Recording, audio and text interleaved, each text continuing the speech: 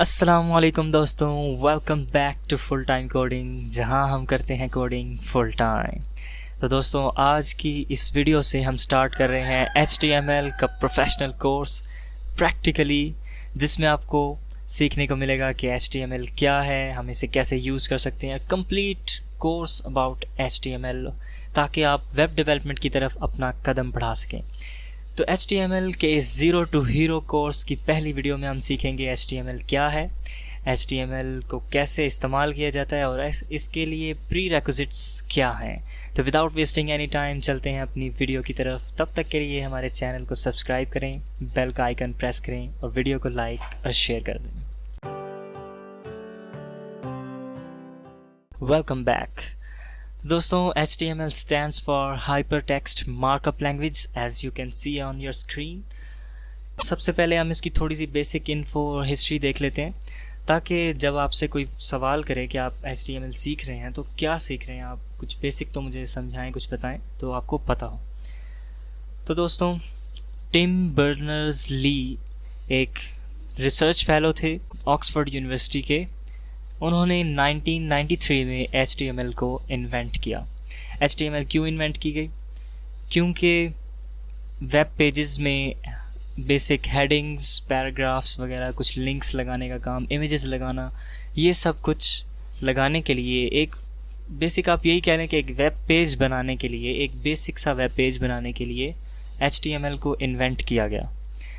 बाद में इसके बहुत सारे वेरिएंट्स आते रहे, जिसमें बहुत सारी चीज़ें ऐड होती रहीं, जैसा कि इमेजेस और टेक्स्ट के अलावा इसमें फिर फॉर्म्स भी ऐड हो गए, लिंक्स की मुख्तलिफ़ इकसाम आ गई और बॉक्स बनाने की मुख्तलिफ़ इकसाम आ गई। बहुत सारी चीज़ें एडवांस होती गई और नए से नए वेरिएंट्स आते रहे, और जिसके बाद आज जो वेरिएंट अब चल रहा है वो है HTML5, जिसके अंदर सब कुछ शामिल है एक वेब पेज को बनाने के लिए ईजीली।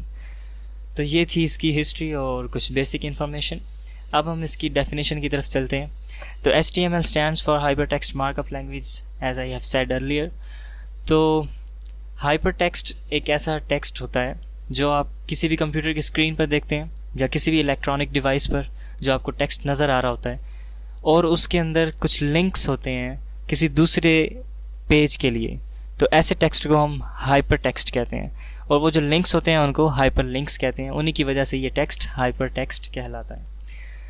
तो दूसरा इसके अंदर वर्ड आता है मार्कअप लैंग्वेज। मार्कअप लैंग्वेज इसको इस वजह से कहते हैं क्योंकि इसके अंदर टैग्स होते हैं और वो टैग्स मार्कअप के अंदर एनक्लोज किए होते हैं। जैसा कि मैं आपको दिखाता हूँ, एक टेक्स्ट एडिटर ओपन करके आपको एक प्रैक्टिकल छोटा सा शो करवाता हूँ। अगर हम ये एक टैग लगाते हैं, HTML का एक कोड यूज़ करते हैं, तो आप देख सकते हैं कि इसके अंदर ये एक ग्रेटर देन का साइन है और एक ये लेस देन का साइन।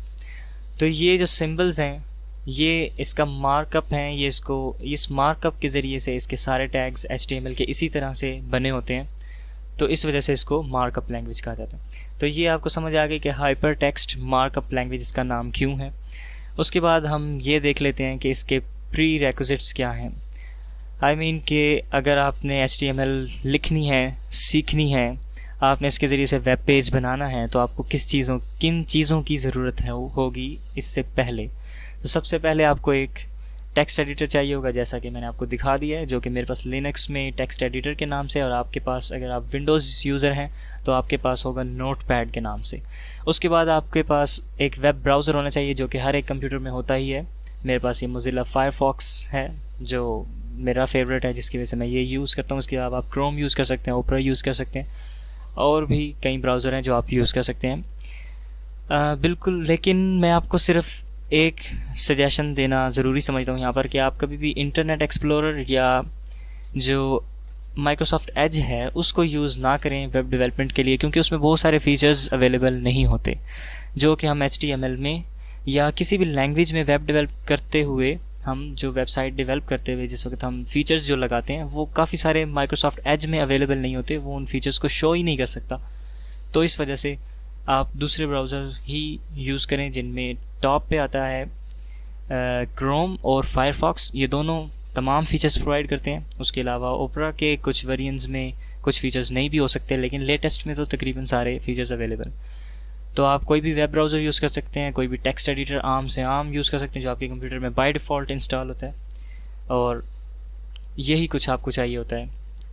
और इसके अलावा भी अगर आपको कंप्लीट डिटेल चाहिए कि कोडिंग सीखने के लिए आपको क्या कुछ चाहिए होता है, किस किस चीज़ की ज़रूरत होती है, मुकम्मल डिटेल अगर आपको चाहिए तो आपको इस वीडियो में जो यहाँ पर आपको आई बटन में नज़र आ रही होगी, ये आप पूरी वीडियो देख सकते हैं मेरी सेपरेट कोडिंग सीखने के बारे में कि आपको किस किस किस चीज़ की ज़रूरत होगी। तो आपको उम्मीद है सब समझ आ गई होगी कि HTML क्या है, कैसे है। तो मिलते हैं नेक्स्ट वीडियो में और हम बात करेंगे कि अपनी पहली HTML की फ़ाइल कैसे बनाई जाए। तब तक के अल्लाह निगहबान।